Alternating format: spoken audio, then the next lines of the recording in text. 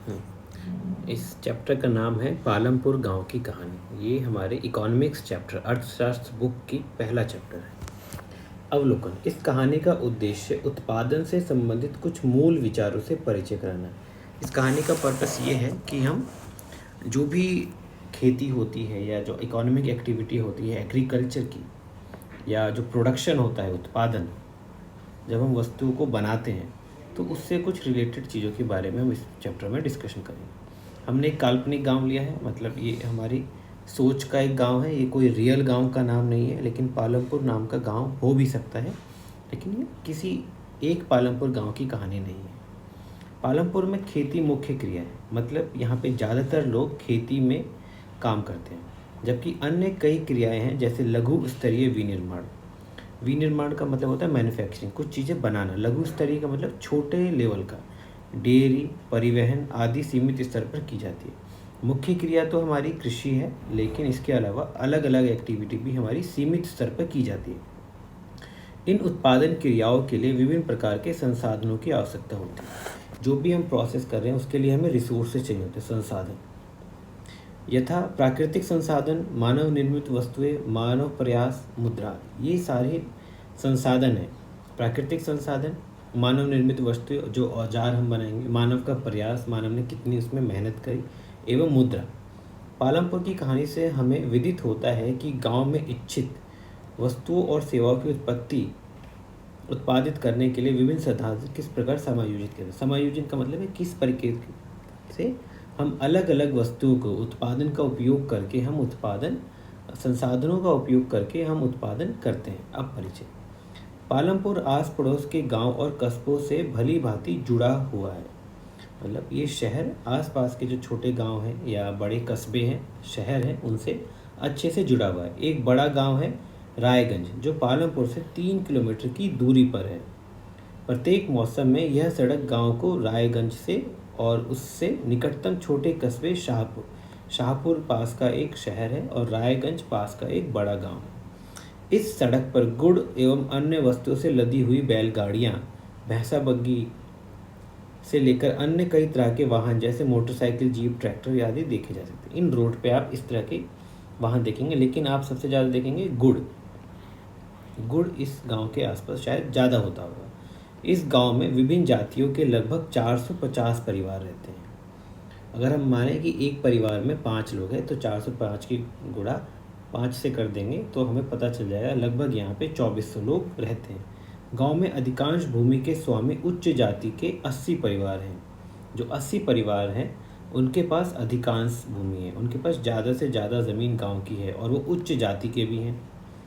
उनके मकान, जिनमें से कुछ तो बड़े हैं, ईंट और सीमेंट के बने हुए, उनके मकान भी अच्छे बने हुए हैं। अनुसूचित जाति मतलब दलित जाति के लोगों की संख्या गांव में कुल जनसंख्या का 1/3 है।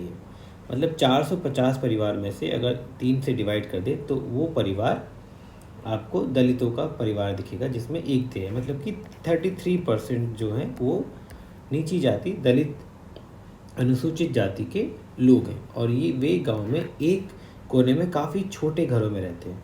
गांव के ज़्यादातर इलाकों से हटकर कोने में छोटी सी जगहों पर ये रहते हैं, क्योंकि इनके पास उतना पैसा संसाधन नहीं है। जिनमें से कुछ के घर मिट्टी के बने हैं तो किसी के फूस के बने हुए हैं। अधिकांश घरों में बिजली भी है। खेतों में सभी नलकूप बिजली से ही चलते हैं। खेतों में जो भी ट्यूबवेल है, नलकूप का मतलब है ट्यूबवेल, वो बिजली से ही चलते हैं और इसका उपयोग विभिन्न प्रकार के छोटे कार्यों के लिए भी किया जाता है। पालमपुर में 2 प्राथमिक विद्यालय हैं। प्राथमिक विद्यालय मतलब 5वीं तक का स्कूल, और एक हाई स्कूल है मतलब 10वीं तक का स्कूल। गांव में एक राजकीय प्राथमिक स्वास्थ्य केंद्र है, पब्लिक हेल्थ सेंटर, सरकारी स्वास्थ्य सेंटर है वहाँ पर, और एक निजी प्राइवेट औषधालय भी है, प्राइवेट क्लिनिक भी है, जहाँ रोगियों का उपचार किया जाता है। अब ऊपर के विपरीत से ये स्पष्ट है कि पालमपुर में सड़कें हैं, परिवहन के साधन हैं, बिजली है, सिंचाई है, विद्यालय और स्वास्थ्य केंद्रों का पर्याप्त विकसित तंत्र है। ये सभी चीज़ें हमें पालमपुर में देखने को मिल जाता है। इन सुविधाओं की तुलना अपने निकट के गाँव से कर सकते हैं आप। एक काल्पनिक गांव पालमपुर की कहानी हमें किसी भी गांव के विभिन्न प्रकार के उत्पादन संबंधी गतिविधियों के बारे में बताएगी। इस गांव से हम पता चलेंगे कि गांव में उत्पादन होता है, गांव में जो भी नई चीज़ें बनती हैं, या खेती होती है, उसके बारे में हम इसी गांव की स्टोरी से पता करेंगे। भारत के गांवों में खेती उत्पादन की प्रमुख गतिविधि है। ज़्यादातर भारत के गांवों में खेती ही सबसे ज़्यादा की जाती है। अन्य उत्पादन गतिविधियों में, जिन्हें गैर कृषि क्रियाएं कहा गया है, खेती के अलावा जब दूसरा कोई काम होता है तो उसे बोलते हैं गैर कृषि, मतलब नॉन एग्रीकल्चर। एग्रीकल्चर को छोड़ के कोई दूसरी भी एक्टिविटी, जिसमें आएगा आपका लघु विनिर्माण, मतलब स्मॉल स्केल मैन्युफैक्चरिंग, परिवहन से संबंधित दुकानदारी भी कर सकते हैं आदि। किसी के घर के आगे दुकान हो गई, या कोई किसी ऑफिस में काम करता है, या ट्रक चलाता है, टेम्पो चलाता है, तो ये सारे काम गैर कृषि क्रियाएं कहलाती हैं। या किसी के घर में छोटी सी मैन्युफैक्चरिंग यूनिट है जहाँ पर वो छोटे गमले बनाता हो, कुम्हार हो, तो ये भी लघु विनिर्माण, या घर में टोकरी बनाना या सजावट का कुछ सामान बनाना, ये सारी एक्टिविटी को हम गैर कृषि क्रियाएं कहते हैं। हम उत्पादन के बारे में कुछ सामान्य बातें जानने के बाद इन दोनों प्रकार की क्रियाओं पर विचार करेंगे। अभी हम थोड़ी बेसिक चीज़ें समझते हैं, उसके बाद इन दोनों क्रियाओं के बारे में डिटेल से पढ़ेंगे। अब उत्पादन का संगठन, जो भी आपकी इकोनॉमिक एक्टिविटी होती है, उसका ऑर्गेनाइजेशन किस तरीके का है। देखिए, उत्पादन का उद्देश्य ऐसी वस्तु और सेवाएं उत्पादित करना है जिनकी हमें आवश्यकता हो। हम वही चीज़ें बनाते हैं या वो सेवाएं प्रदान करते हैं जिनकी लोगों को ज़रूरत हो। वस्तुओं और सेवाओं के उत्पादन के लिए 4 चीज़ें आवश्यक हैं। किसी भी प्रोडक्ट के लिए या कोई सर्विस के लिए हमें 4 चीज़ों की आवश्यकता पड़ेगी। पहला है भूमि, पहली आवश्यकता है भूमि, तथा अन्य प्राकृतिक संसाधन। प्राकृतिक संसाधन मतलब आसपास की ज़मीन हो सकती है, पानी का कुआं हो सकता है, पानी का तालाब, नदी, पेड़ पौधे, ये सभी प्राकृतिक संसाधन हैं जो मनुष्य की ज़रूरतों को, जो हमारी रिक्वायरमेंट है, ज़रूरतें हैं, उसको पूरा करता है, जैसे जल, वन, खनिज। दूसरी आवश्यकता है श्रम। श्रम का मतलब है लेबर, काम करना। आप जब तक कोई काम नहीं करेंगे, जब तक कोई उत्पादन होना संभव नहीं है। कुछ उत्पादन क्रियाओं में जरूरी कार्यों को करने के लिए बहुत ज़्यादा पढ़े लिखे कर्मियों की ज़रूरत होती है। जैसे श्रम हर कोई करता है, लेकिन कहीं पर आपको अपने हाथों से काफ़ी ज़्यादा मेहनत करनी पड़ती है। बाकी कुछ काम ऐसे होते हैं जो काफ़ी पढ़े लिखे लोग भी करते हैं, जिसमें शारीरिक श्रम मतलब शरीर की मेहनत कम लगती है।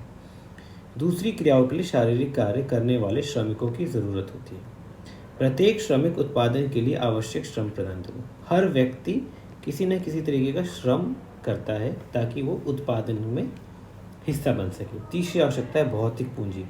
भौतिक पूंजी को हम बोलते हैं कैपिटल या इन्वेस्टमेंट, मतलब कि पैसा। जब तक कोई सामान आप खरीदेंगे नहीं, उसको बदल कर उसमें मेहनत करके आप आगे बेच नहीं पाएंगे। तो पूंजी की आवश्यकता किसी भी काम को करने के लिए बहुत ज़रूरी है। अर्थात उत्पादन के प्रत्येक स्तर पर अपेक्षित कई तरह की आगत या लागत, किसमें खर्चा हो रहा है। क्या आप जानते हैं कि भौतिक पूंजी के अंतर्गत कौन सी मदें आती हैं? अब इसमें भौतिक जो पूंजी है, जो कैपिटल है, उसमें 2 चीज़ें आएंगी। पहला है औजार, मशीन, भवन, और दूसरा है कच्चा माल एवं नकद मुद्रा। अब इस कैपिटल में जो भौतिक पूंजी है उसमें 2 प्रकार है। एक तो औजार, मशीन या भवन, वो भी एक तरीके का कैपिटल है, लेकिन उसको चलाने के लिए आपको कच्चा माल भी चाहिए और नकद मुद्रा भी चाहिए। पैसा, आपको जो एक कैश होता है, उसको भी पूंजी कहा जाता है। आपके पास कोई गोडाउन है, आपके पास औजार हैं, आपके पास मशीनें हैं, उसको भी हम कैपिटल या पूंजी ही बोलते हैं। जैसे जनरेटर, टरबाइन, कंप्यूटर आदि, ये सभी आपकी भौतिक पूंजी है। ये इनको हम स्थायी पूंजी भी बोलते हैं। इसको हम बोलते हैं परमानेंट कैपिटल, स्थायी पूंजी। जबकि एक है कार्यशील पूंजी। उस काम को करने के लिए हर दिन हमें कुछ पैसे की ज़रूरत पड़ती है, हम कुछ खरीदते हैं, कुछ बेचते हैं, कच्चा माल खरीदते हैं और बेचते हैं उसका उत्पादन करने के बाद, तो यह कार्यशील पूंजी। इसको हम प्रोडक्शन के लिए यूज़ करते हैं। उत्पादन, जो हम कोई भी चीज़ बना रहे हैं उसके लिए। उत्पादन में कई प्रकार के कच्चे माल की आवश्यकता होती है, जैसे बुनकर द्वारा प्रयोग किया जाने वाला सूत, जो धागा है, या कुम्हार द्वारा प्रयोग किए जाने वाली मिट्टी। अब इस मिट्टी को या धागे को वो खरीदेगा, तो उत्पादन के दौरान भुगतान करने तथा जरूरी माल खरीदने के लिए कुछ पैसों की भी आवश्यकता होती है। कच्चा माल तथा नकद पैसों को कार्यशील पूंजी कहा जाता है। जो भी आपका कच्चा माल होगा और जो नकद पैसा होगा उसको हम बोलेंगे कार्यशील पूंजी। और जो आपके मशीन, भवन, औजार हैं वो आपकी स्थायी पूंजी कहलाएगी। औजार, मशीनों तथा भवनों से भिन्न ये चीज़ें उत्पादन क्रिया के दौरान समाप्त हो जाती हैं।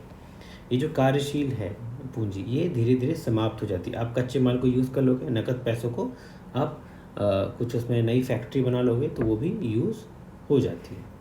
और इसमें क्या बोला है कि कई वर्षों तक इसका प्रयोग किया जाता है। औजार आपके एक बार यूज़ करने के बाद, एक बार प्रयोग करने के बाद ख़त्म नहीं हो जाते। मशीनें भी एक बार यूज़ करने के बाद आपकी ख़त्म नहीं होती, इसीलिए हम इसको बोलते हैं परमानेंट। और ये आपका वर्किंग कैपिटल है। एक चौथी आवश्यकता भी होती है, आपको स्वयं उपयोग हेतु बाजार में बिक्री हेतु उत्पादन करने के लिए भूमि, श्रम और भौतिक पूंजी को एक साथ करने योग्य बनाने के लिए ज्ञान और उद्यम की आवश्यकता पड़ेगी। जो चौथी ज़रूरतें हैं वो है मानव पूंजी, ह्यूमन कैपिटल। इन सभी चीज़ों को, जैसे ज़मीन खरीदने के लिए या काम करने वाले मजदूर कहाँ से मिलेंगे, आपको पैसा लोन सरकार से मिलेगा या बैंक से मिलेगा, पैसा कैसे अरेंज करेंगे, इन सब को आपने कोशिश करना है, दिमाग लगाएंगे। तो इसी को बोलते हैं मानव पूंजी। आप कैसे योग्य बनाएंगे, जो ज्ञान है, आपको कोई फैक्ट्री लगानी है, आप उसके फैक्ट्री के बारे में जानकारी कहाँ से प्राप्त करेंगे कि कहाँ पर कितना खर्चा आता है, तो इसी को बोला जाता है मानव पूंजी। मानव पूंजी के विषय में और अधिक अध्ययन हम अगले चैप्टर में पढ़ेंगे। अगला चैप्टर जो है आपका ह्यूमन रिसोर्सेज, उसमें हम मानव पूंजी को थोड़ा सा डिटेल में पढ़ेंगे। अब इस चित्र में उत्पादन में भूमि, श्रम, स्थायी पूंजी का पहचान कीजिए। इस चित्र में आप देख सकते हैं कि ये व्यक्ति अपना स्किल दे रहे हैं, आपके पास मशीनें हैं, तो ये आपका स्थायी क्रियाएं हैं। इसके पास ये एक फैक्ट्री है, तो इसमें आपकी भूमि है और लेबर है। इसमें सभी तरह की पूंजी आप देख पा रहे हो कि जो 4 ज़रूरतें हैं उत्पादन के लिए वो यहाँ पर प्रेजेंट है। उत्पादन भूमि, श्रम, पूंजी को संयोजित करके संगठित होता है, जिसे उत्पादन के कारक। इन्हीं चारों चीज़ों को हम कहा जाता है उत्पादनों के कारक, फैक्टर ऑफ प्रोडक्शन। कि प्रोडक्शन, जो चीज़ें बना रहे हो, उसके लिए क्या क्या चीज़ों की ज़रूरत पड़ती है, उत्पादन के कारक कहलाते हैं। पालमपुर की कहानी को पढ़ने के क्रम में हम उत्पादन के प्रथम 3 कारकों के बारे में और अधिक खोजेंगे, क्योंकि मानव पूंजी हम अगले चैप्टर में डिटेल में डिस्कस करेंगे। इस चैप्टर में हम भूमि, श्रम और पूंजी के बारे में डिटेल में पढ़ेंगे। सुविधा के लिए इस अध्याय में अब हम भौतिक पूंजी को सिर्फ पूंजी कहेंगे। आगे जहाँ भी हम चैप्टर में पूंजी यूज़ कर रहे हैं उसका मतलब हम भौतिक पूंजी होगा। अब पालमपुर खेत में खेती, भूमि स्थिर है। पालमपुर में खेती उत्पादन की प्रमुख क्रिया है, यह हमें पहले भी पता चल गया। यहाँ पे ज़्यादातर लोग कृषि में है। काम करने वालों में 75% लोग अपनी जीविका के लिए खेती पर निर्भर हैं। इस गांव के 100 में से 75 लोग, एक तरीके से 75% लोग जो काम करने योग्य हैं, उसमें से 75% लोग खेती पे ही निर्भर हैं। वे किसान अथवा कृषि श्रमिक हो सकते हैं। किसान मतलब जिसका खुद का खेत हो, कृषि श्रमिक मतलब जो दूसरों के खेतों पे मजदूरी करता हो। इन लोगों का हित खेतों से, उत्पादन से जुड़ा हुआ। इन लोगों की जो भलाई है वो सिर्फ खेतों पे काम करके ही होती है। लेकिन याद रखिए, कृषि उत्पादन में एक मूलभूत कठिनाई है। खेती में प्रयुक्त भूमि क्षेत्र वस्तुतः स्थिर होता है। जो हम इसमें ज़मीन यूज़ कर रहे हैं वो एक जगह परमानेंट होता है, वस्तुतः मतलब नॉर्मली स्टेबल होता है। पालमपुर में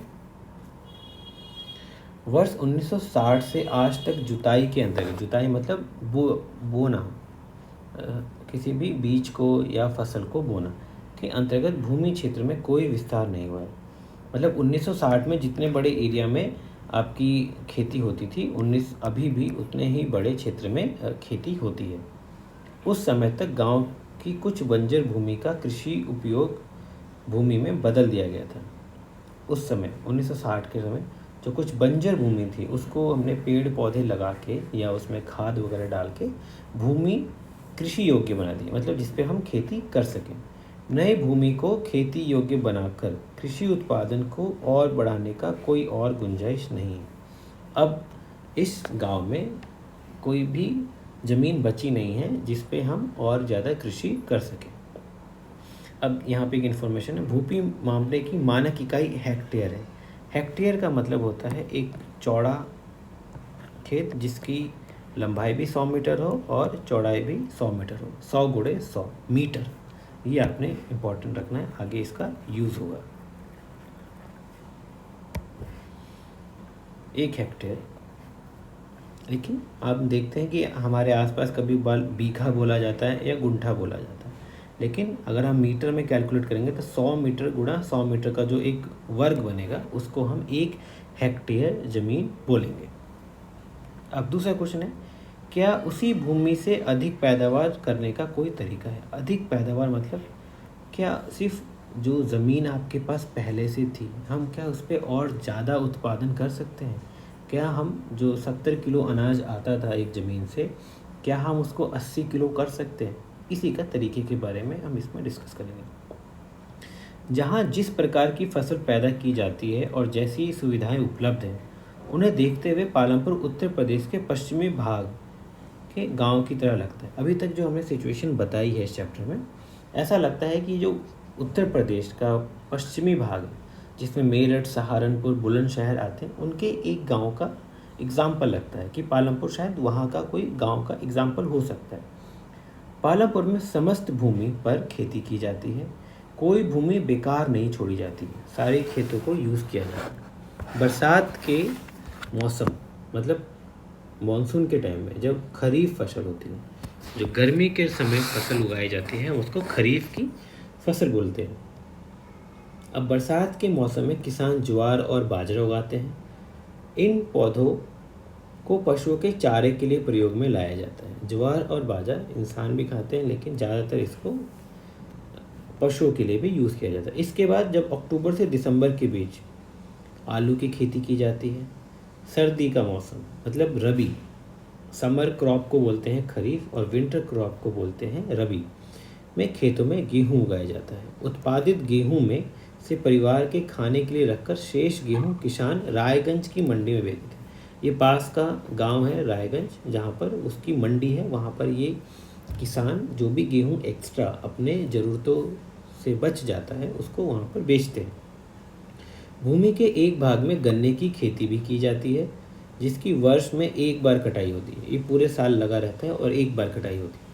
गन्ना अपने कच्चे रूप में या गुड़ के रूप में सहारनपुर के व्यापारियों को बेच दिया जाता है। शाहपुर एक पास का शहर है जहाँ पर बिजनेसमैन होंगे, तो इसको या तो कच्चे रूप में मतलब सिर्फ गन्नों को काटा और ट्रैक्टर में भर के शाहपुर भेज दिया, या उसका गुड़ बनाया जाता है और आसपास के जो शाहपुर शहर है वहाँ पर बेचा जाता है। पालमपुर में एक वर्ष में किसान 3 अलग अलग फसलें पैदा कर लेते हैं, क्योंकि वहाँ सिंचाई की सुविकास मतलब वेल डेवलप्ड। यहाँ पे सिंचाई का मतलब है ट्यूबवेल से सिंचाई। यहाँ बरसात का पानी नहीं, ट्यूबवेल से आप ग्राउंड वाटर निकाल रहे हो, ज़मीन से पानी ट्यूबवेल से निकाल रहे हो और अच्छा सिंचाई कर पा रहे हो। पालमपुर में बिजली जल्दी ही आ गई थी। उसका मुख्य प्रभाव यह पड़ा कि सिंचाई की पद्धति ही बदल गई। सिंचाई जो पहले नहर के द्वारा होती होगी या बारिश के पानी का वेट करते होंगे, लेकिन अब ट्यूबवेल आ जाने से मोटर समरसिबल लगा दी और पानी आपको जब मर्जी अवेलेबल हो गया। तब तक किसान कुओं से रहट द्वारा पानी निकालकर छोटे खेतों में सिंचाई करते थे। रहट एक ऐसा गोल सा चक्कर होता है जिसमें छोटी छोटी बाल्टियाँ लगी रहती हैं। ये कुएं के अंदर जाता है और उसमें से पानी भर के बाहर ये निकलता है, इसको बोलते हैं हम रहट।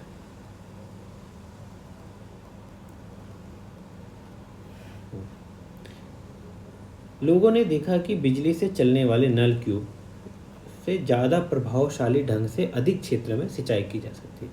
अब ट्यूबवेल से आपको उतनी मेहनत नहीं करनी पड़ेगी, पानी आप ज़मीन से निकालेंगे और उसको अधिक क्षेत्र में जल्दी आप सिंचाई कर सकते हैं।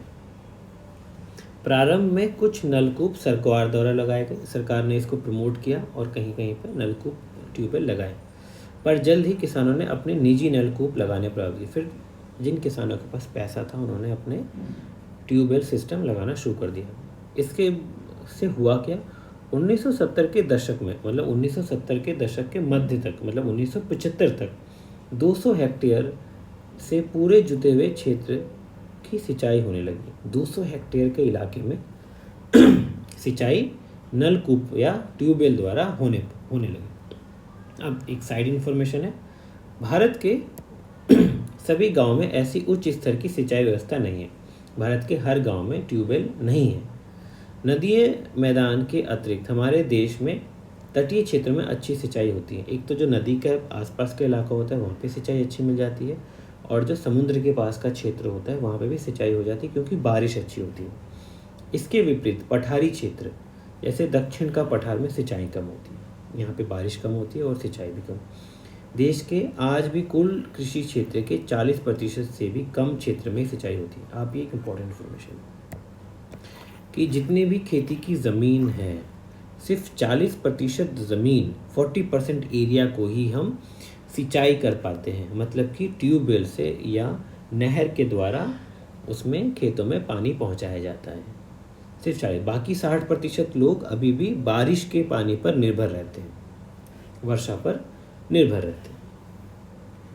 अब एक वर्ष में किसी भूमि पर एक से ज़्यादा फसल अगर हम उगाते हैं तो उसको बहुविध फसल प्रणाली कहते हैं, मल्टीपल क्रॉपिंग इसको बोला जाता है। मल्टीपल क्रॉपिंग जब आप एक साल में एक से ज़्यादा फसल, हम देख रहे हैं पालमपुर में एक साल में तीन फसलें उगाई जा रही हैं, तो यहाँ पर बहुविध फसल प्रणाली है।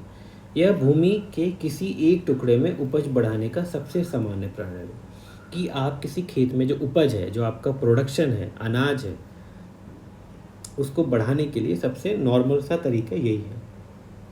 पालमपुर में सभी किसान कम से कम 2 मुख्य फसलें पैदा करते हैं, कम से कम 2, और कहीं पर 3 भी होती हैं।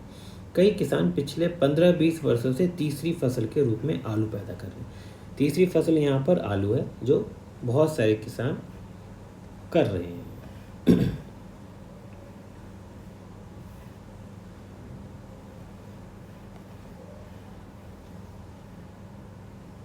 अब एक डेटा यहाँ पर दिया हुआ है कि 1950-51 में केवल 132 हेक्टेयर इलाकों को में खेती होती थी, और 2016-17 तक आते आते 200 हेक्टेयर इलाके में, मिलियन हेक्टेयर इलाके में आपकी एग्रीकल्चर होती है। इसी चीज़ को यहाँ पर हमने, ये तो आपका नॉर्मल सा डिस्ट्रीब्यूशन है, इसको हमने बार ग्राफ, इसको बोलते हैं बार ग्राफ, इस बार ग्राफ के थ्रू भी शो किया है। आपने देखा कि एक ही जमीन के टुकड़े से उत्पादन बढ़ाने का एक तरीका है बहुविध फसल प्रणाली, मल्टीपल क्रॉपिंग मेथड। दूसरा तरीका अधिक उपज के लिए खेती में आधुनिक कृषि विधियों का प्रयोग करना। दूसरा तरीके की बात करें तो बोलते हैं आधुनिक कृषि विधि, मतलब खेती करने के मॉडर्न तरीके। उपज को भूमि के किसी टुकड़े में एक ही मौसम में पैदा की गई फसल के रूप में मापा जाता है। अब जो भी उपज है उसको एक मौसम में आपने कितना प्रोडक्शन किया, इसी तरीके से हम मेजर करते हैं। 1960 के दशक के मध्य तक खेती में पारंपरिक बीजों का प्रयोग किया जाता था। 1965 तक, मध्य मतलब 65 तक, पारंपरिक बीज मतलब जो आपने इस साल खेतों में बोआ उसमें से कुछ हिस्से को हमने बीज के रूप में अगले साल यूज़ कर लेना। आपने गेहूँ बोया, उसका कुछ हिस्सा आपने बीज के रूप में रख लिया ताकि आप अगले सीज़न में उसको खेत में बोएंगे, तो इनको बोला जाता है पारंपरिक बीज। अब इनकी उपज थोड़ी सी कम होती है, इसमें जो फ़ायदा है, इसमें जो अनाज जितना आता है वो थोड़ा कम होता है।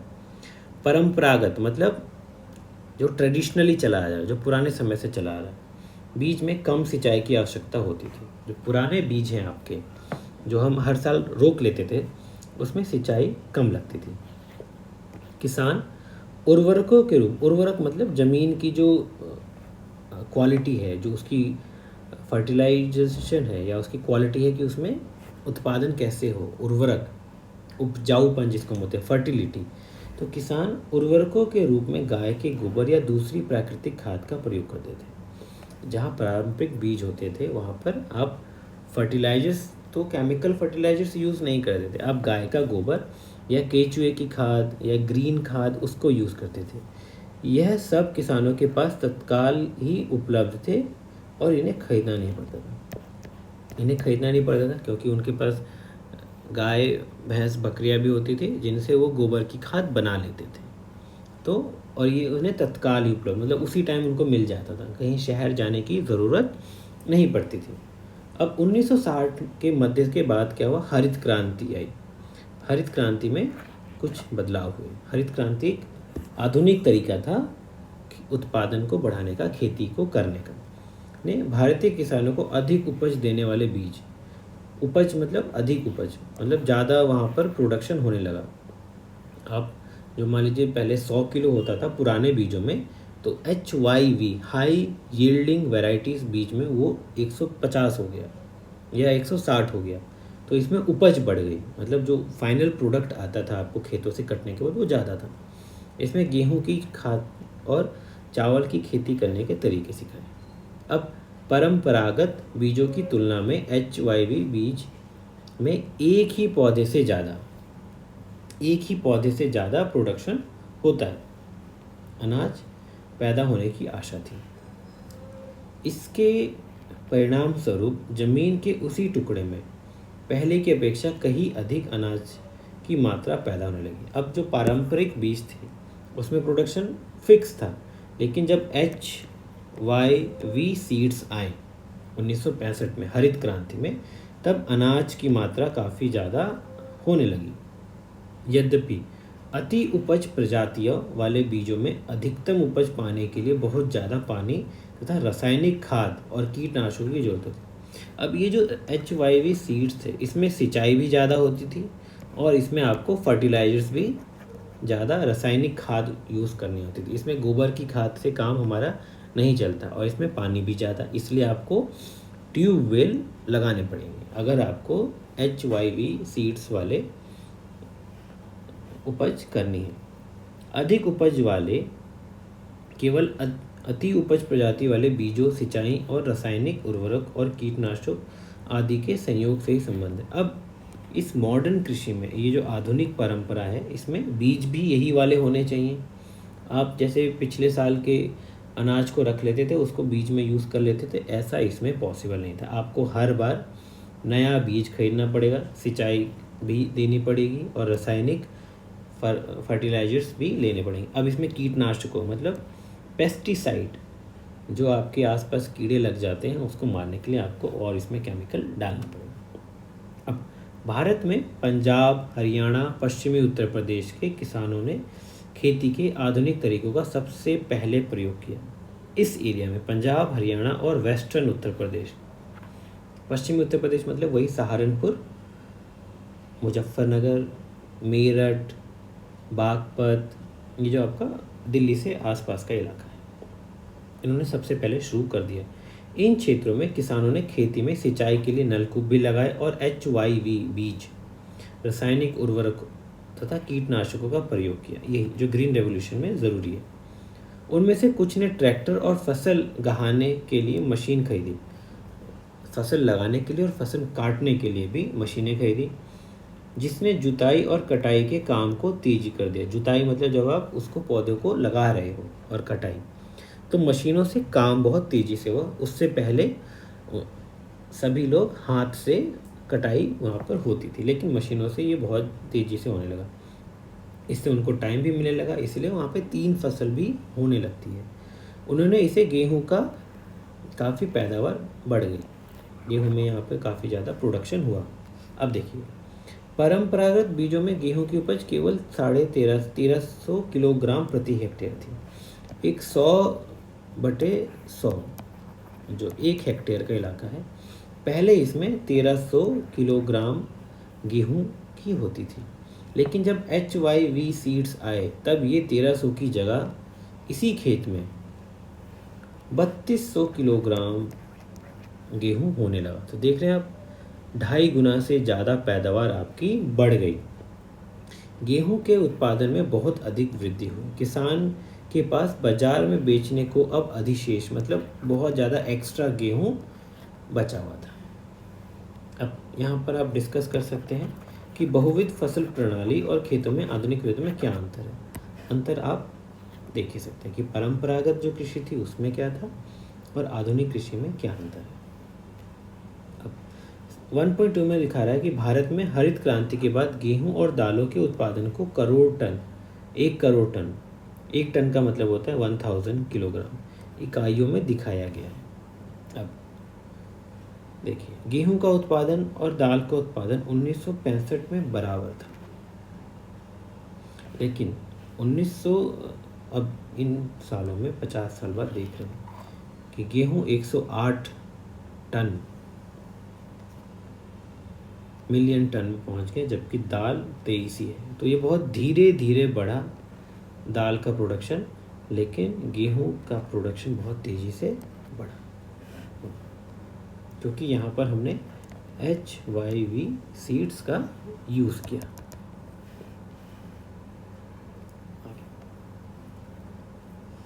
अब हम इसका आरेख बना सकते हैं, पता कर सकते हैं। अब आधुनिक कृषि विधियों को अपनाने वाले किसानों के लिए आवश्यक कार्यशील पूंजी क्या है। अब ये जो आधुनिक कृषि की विधियां हैं, इसमें आपको ट्रैक्टर लेना है, बीज खरीदना है, रासायनिक उर्वरक खरीदने हैं, इसके लिए पैसा भी चाहिए, तो उसके बारे में डिस्कस करेंगे। पहले की तुलना में कृषि की आधुनिक विधियों के लिए किसान को अधिक नकद की जरूरत पड़ती है, क्यों? इसका आंसर आप बता ही सकते हो, उन्हें बहुत सारी चीज़ें खरीदनी है। खेत पर जाने के पश्चात अपने क्षेत्र के कुछ किसानों से आप बात करके कुछ पता कर सकते हैं कि मिश्रित खेती क्या है, सिंचाई के लिए उनके पास क्या क्या सोर्सेज हैं, कैसे सिंचाई करते हैं, और वो कितने बड़े क्षेत्र में सिंचाई हो पाती है, किसान अपने लिए आवश्यक आगत कहाँ से प्राप्त करते हैं, जो पैसे की ज़रूरत है वो कैसे करते हैं। अगला हमारा मेजर टॉपिक है, क्या भूमि यह धारणा कर पाएगी, क्या इस भूमि पर ये लंबे समय तक चल पाएगा। जैसे भूमि एक प्राकृतिक संसाधन है, नेचुरल रिसोर्स है, अंततः इसका सावधानी पूर्वक प्रयोग करने की ज़रूरत है, क्योंकि अगर हम ज़मीन पे बहुत ज़्यादा केमिकल डालेंगे तो धीरे धीरे खराब हो सकती है। अब देखिए, वैज्ञानिक रिपोर्टों से संकेत मिलता है कि खेती का आधुनिक कृषि विधियों ने प्राकृतिक संसाधन आधार का अति उपयोग किया। अति उपयोग मतलब ज़रूरत से ज़्यादा। जितने भी हमने आधुनिक कृषि की विधियां लेके आए हैं, उसमें हम ज़मीन को बार बार यूज़ कर रहे हैं। जहाँ पर साल में सिर्फ हम 1 या 2 बार फसल उगाते थे, उसको 3 बार फसल उगा रहे हैं। मतलब हम ज़मीन के पास जो भी विशेषताएं हैं वो धीरे धीरे कम होती जा रही हैं, एक लिमिटेड रिसोर्सेज है। अनेक क्षेत्रों में हरित क्रांति के कारण उर्वरकों के अधिक प्रयोग से मिट्टी की उर्वरकता क्षमता कम हो गई है। केमिकल्स का ज़्यादा यूज़ करने से मिट्टी की जो उर्वरक क्षमता है वो पहले से कम हो गई है। इसके अतिरिक्त नलकूपों से जब सिंचाई होती है, जब हम ज़मीन के नीचे ट्यूबवेल लगा दें और उसका पानी निकालने लगे, तो यहाँ पे जो ग्राउंड वाटर यहाँ पर है वो धीरे धीरे कम होने लगेगा और कम होने लगेगा। तो भौम जल का स्तर भी कम हो गया है। जो ग्राउंड वाटर का लेवल है, पहले मान लीजिए 10 मीटर हम खुदाई करते थे तो पानी आ जाता था। अब धीरे धीरे इस पानी का इतना यूज़ हुआ कि 10 से 15 मीटर की गहराई पे पानी मिला, फिर 20 मीटर की गहराई तक हमें जाना पड़ा आपको पानी के लिए। तो ये आप देख रहे हो कि जो नेचुरल रिसोर्स है वो कम होते जा रहे हैं। मिट्टी की उर्वरकता और भौम जल जैसे पर्यावरण संसाधन कई वर्षों में बनते हैं। ये मिट्टी की क्वालिटी और जो पानी है वो एकदम से 1 साल में नहीं पूरा भर जाता, रिसाइकिल नहीं होता, कई साल लगते हैं। एक बार नष्ट हो जाने के बाद उन्हें पुनर्जीवित मतलब दोबारा, जैसे 10 मीटर पे पानी आ जाता था तो दोबारा 10 मीटर पे लाने के लिए काफ़ी समय लगता है। कृषि को भावी विकास सुनिश्चित करने के लिए हमें पर्यावरण की देखभाल करनी चाहिए। अगर हमें कृषि को एक अच्छा माध्यम बनाना है तो उसका विकास सुनिश्चित होना चाहिए, उसका डेवलपमेंट काफ़ी मैनेजमेंट से होना चाहिए, अच्छी तरीके से करना चाहिए। अब एक एक्टिविटी है कि अखबार और पत्रिकाओं में से आप रिपोर्ट पढ़ेंगे तो कृषि मंत्री ये बताएंगे कि कैसे रासायनिक उर्वरकों का प्रयोग करना हानिकारक हो सकता है। ये आपकी न्यूज़ में आता रहता है।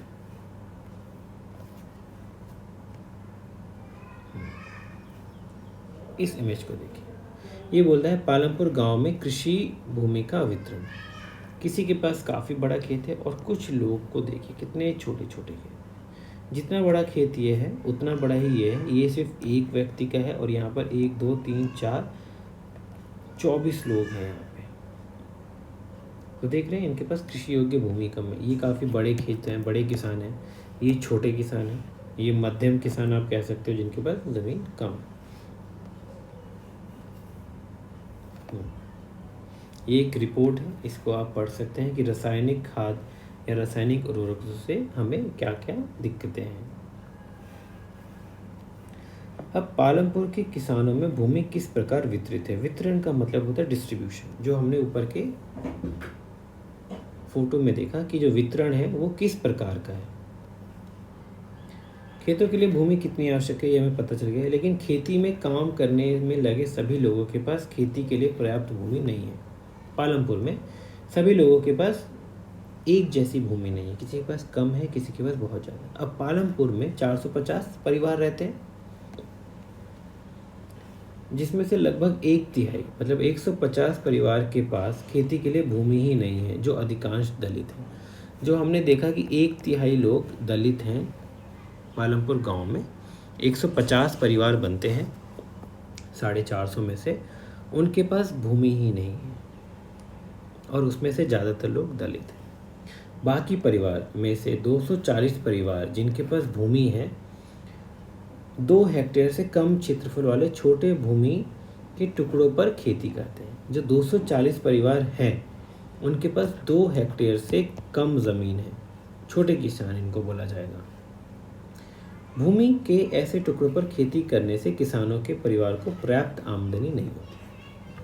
अब 150 परिवार के पास तो ज़मीन ही नहीं है, 240 परिवार के पास जो ज़मीन है वो काफ़ी कम है। अब एक स्टोरी पढ़ते हैं। अब एक किसान है गोविंद के पास 2.25 हेक्टेयर ज़मीन थी जो अधिकतर असिंचित थी, जिस पे सिंचाई पॉसिबल नहीं थी। गोविंद अपने पुत्रों की मदद से इस भूमि पर खेती करता था। वह आसपास बहुत आराम से नहीं रहते थे, लेकिन परिवार में एक भैंस होने से कुछ अतिरिक्त आय हो जाती थी, मतलब उनका गुजारा चल जाता था। गोविंद की मृत्यु के बाद यह भूमि उसके 3 बच्चों में बंट गई। जो 2.25 हेक्टेयर ज़मीन थी अब बढ़ गई तो सभी के पास आई 0.75 हेक्टेयर। परंतु अब बेहतर सिंचाई व्यवस्था और खेती के आधुनिक विधियों के बावजूद गोविंद के बेटे अपनी ज़मीन से गुजारा नहीं कर पा रहे। अब 1960 में जो ज़मीन थी कम थी, ज़मीन ठीक थी लेकिन उस पर सिंचाई नहीं थी, तो मुश्किलें थी। अब अभी के समय में ज़मीन भी कम हो गई लेकिन सिंचाई की व्यवस्था अच्छी हो गई, लेकिन ज़मीन कम हो गई इस वजह से गोविंद के जो बच्चे हैं अभी भी ढंग से गुजारा नहीं कर पा रहे। वर्ष के कुछ भाग में उन्हें अतिरिक्त कार्य भी ढूंढना पड़ता है, तो साल में कुछ टाइम के लिए उन्हें दूसरा काम भी करना पड़ता है। तो पहले ज़मीन थी लेकिन वहाँ पे सिंचाई नहीं होती थी, आगे ज़मीन के कई हिस्से हो गए, सिंचाई भी होती है लेकिन ज़मीन बहुत छोटी छोटी हो गई। ये आप इमेज में देख सकते हैं कि ये ज़मीन जब अगले साल अगली जनरेशन में बटेगी, ये आधी हो जाएगी या 4 हिस्से हो जाएंगे, डिपेंड करता है कितने बच्चे हैं उनके। तो छोटे छोटे टुकड़े देख सकते हैं, इस पर छोटे किसान खेती करते हैं। दूसरी ओर गांव के आधे से ज़्यादा क्षेत्र में काफ़ी बड़े आकार के प्लाट हैं जिस पे बड़े किसान हैं। अब देखिए पालमपुर में मंझले और बड़े किसान 60 परिवार हैं, 150 जिनके पास ज़मीन ही नहीं है, 240 वो हैं जिनके पास 2 हेक्टेयर से कम है, और जो 60 किसान हैं वो 2 हेक्टेयर से ज़्यादा है ज़मीन है। कुछ बड़े किसान के पास तो 10 हेक्टेयर के पास से भी अधिक ज़मीन है। तो आप देख रहे हैं ज़मीन का जो वितरण है वो बहुत ही असमान है। बहुत सारे लोगों के पास ज़मीन नहीं है और बहुत कम लोगों के पास इतनी ज़्यादा ज़मीन है। अब खेतों में कार्य, कटाई, बीज बोना, कीटनाशकों का छिड़काव, आधुनिक एवं परंपरागत विधियों में फसल की जुताई। देखिए ये आधुनिक तरीका है, ट्रैक्टर यूज़ कर रहे हैं, ये भी आधुनिक तरीका है। अब ये जो तरीके हैं ये आपके पुराने तरीके हैं जहाँ पर आपको मेहनत ज़्यादा करनी पड़ती है, समय भी काफ़ी ज़्यादा लगता है। अब यही देख सकते हैं आप, यहाँ पे एक चार्ट दिया हुआ है जो छोटे किसान हैं जिनको सीमांत या मार्जिनलाइज या स्मॉल फार्मर, इतने इलाके में खेती करते हैं, जबकि जो बड़े किसान हैं वो 15% है, सिर्फ 15% है, लेकिन उनके पास ज़मीन कितनी है? 46%। दोबारा समझिए इसको।